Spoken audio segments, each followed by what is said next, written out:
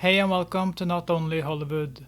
Today I'm going to rank the 3 Japanese movies that have been made about the Junko Furuta case.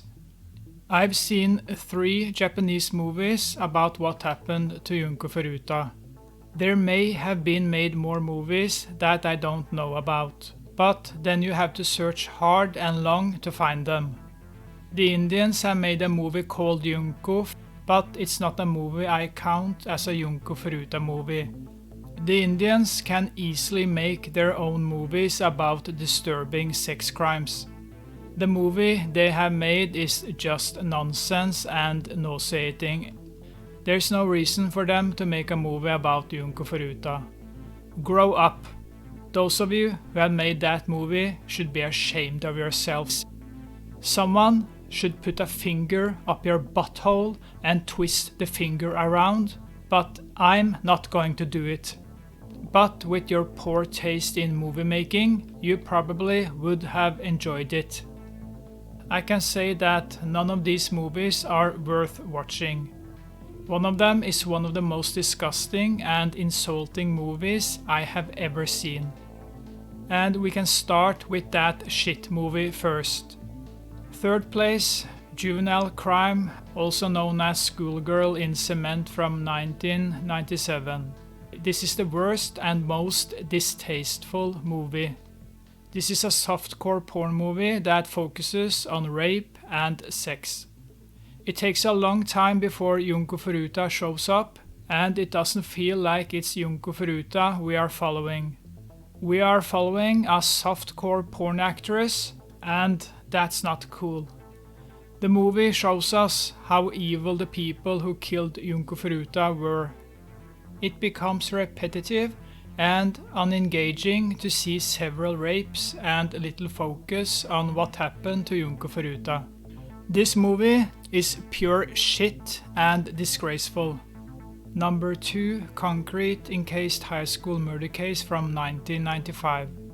This is also a shitty movie with a tiny budget. But even if the movie is bad, it focuses at least on Junko Furuta and her 40 days in hell.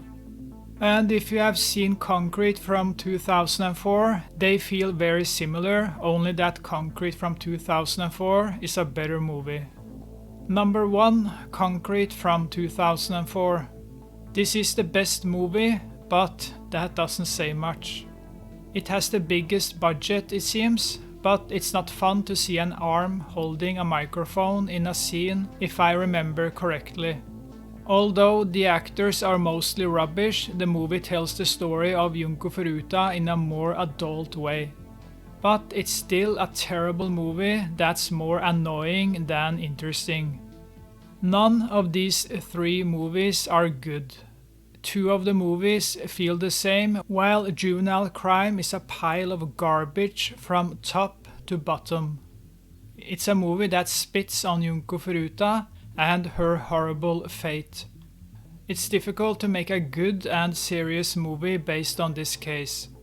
But one thing I think is interesting, and that some good movie directors with honor could focus on, would be to follow the family of Junko Furuta and everyone who knew where Junko Furuta was without telling the police.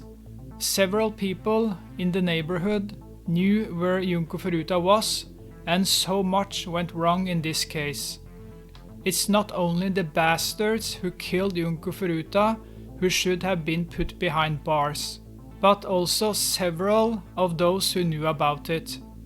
I don't know if they sentenced any of those who knew where Junko Furuta was to prison, but I hope they were. How can these people live with themselves?